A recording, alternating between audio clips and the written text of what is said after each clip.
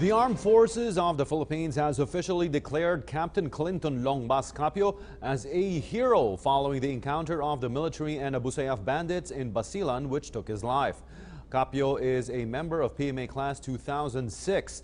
The military operations in Sumisip, Basilan was aimed at killing the suspected Abu Sayyaf leaders residing in the said province. Currently, the AFP is verifying if the two High Valley targets of their operation were already killed.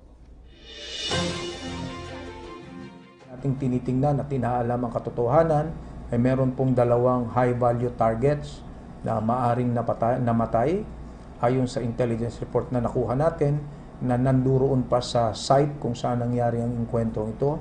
Ang pagpapatunay dito ay simula na mangyari ang bakbakan mga 7:30 ng umaga.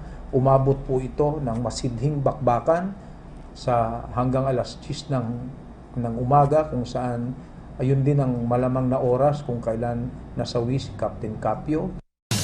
Patay ang isang Army officer ng 1st Special Forces Company nung nagkabakbakan ng mga tropa ng militar at Abu Sayyaf sa Basilan.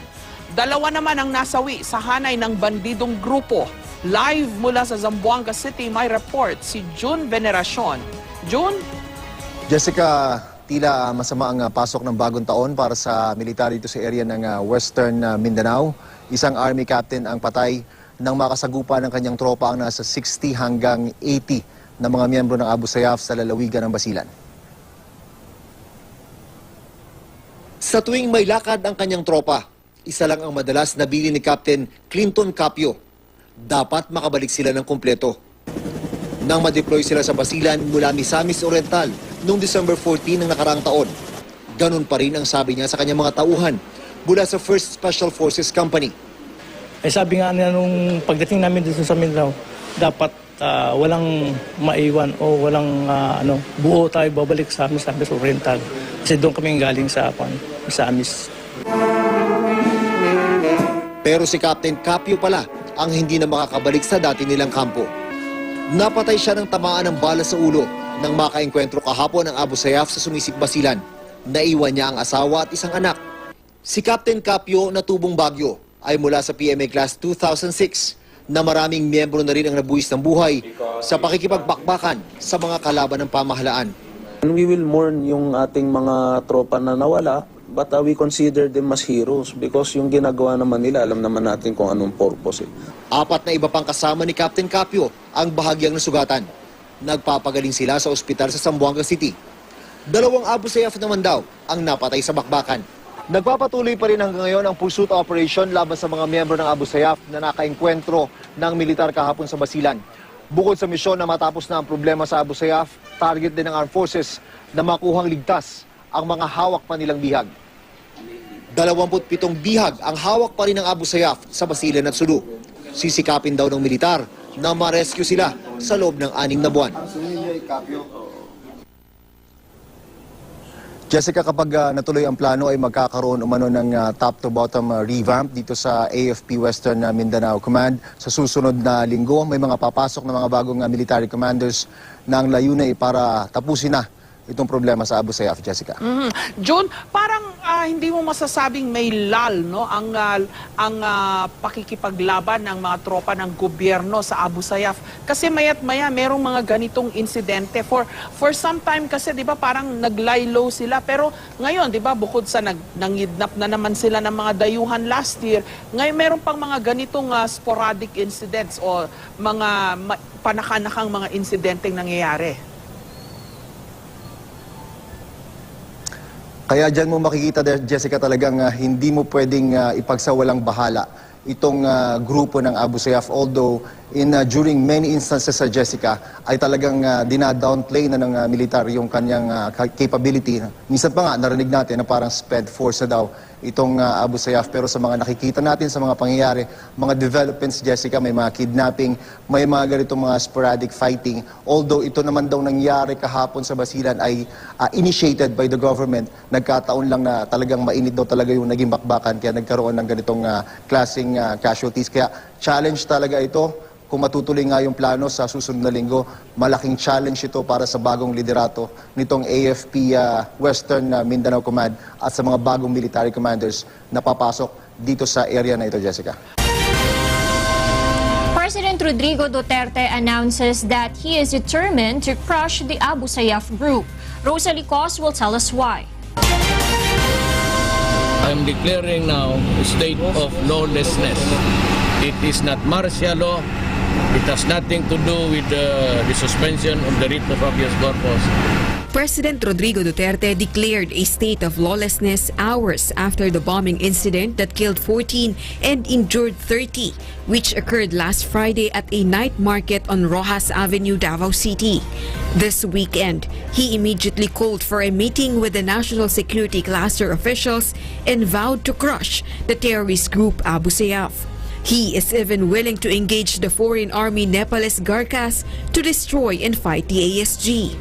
Abu Sayyaf has already claimed responsibility over the bombing and even made threats of attacking the government because of its intensified military offensive operations.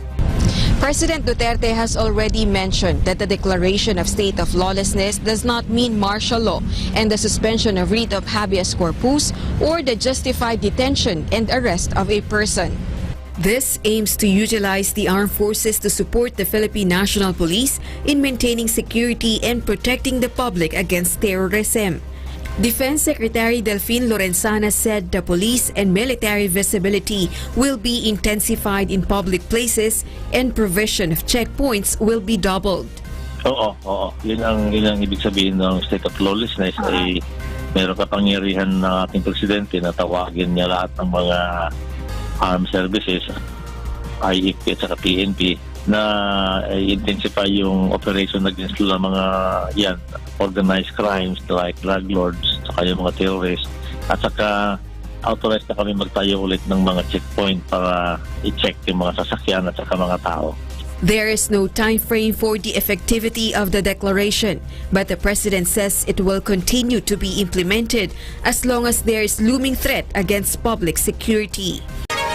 The AFP says the number of Abu Sayyaf bandits killed in the April 11 encounter with military units at the boundaries of Ongkaya Pukan and Tipo-Tipo towns in Basilan has now climbed to 18.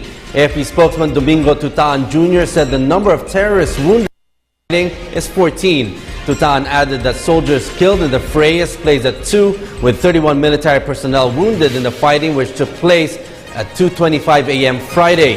Tutaan also denied reports that MILF fighters reinforced the Abu Sayyaf during the encounter. That is not true. That the MILF has not acted on this. In fact, Brigadier General Galvez, our commander of the 104th Brigade, is in close coordination with the 114th Base Command of the MILF as they pursue this effort or these operations against the ASG. Operations has been launched. The group is under, the ASG is under the group of Puruji Idama, who is a known ASG leader based in Basilan, specifically also in Tipo-Tipo and Albarca. It's been 2 days since the attack on the Philippine military by a criminal group in the southern Philippines. The Philippine military has agreed to take us to an outlying island around 50 kilometers from here, a place now at the center of an intense military offensive. I am now in Basilan province. This is where the Abu Sayyaf was created more than 16 years ago. The Philippine government has been trying to eliminate its presence here for many years, but it seems that the Abu Sayyaf is stronger than ever. The place has long been held back by war and armed rebellion. The Philippine military claims it has killed at least 13 Abu Sayyaf rebels, but the price to pay was steep. At least 18 soldiers were killed and more than 50 others were wounded. At the command center, the situation is tense. The offensive against the rebels is well underway. Extra troops and weapons are being flown in.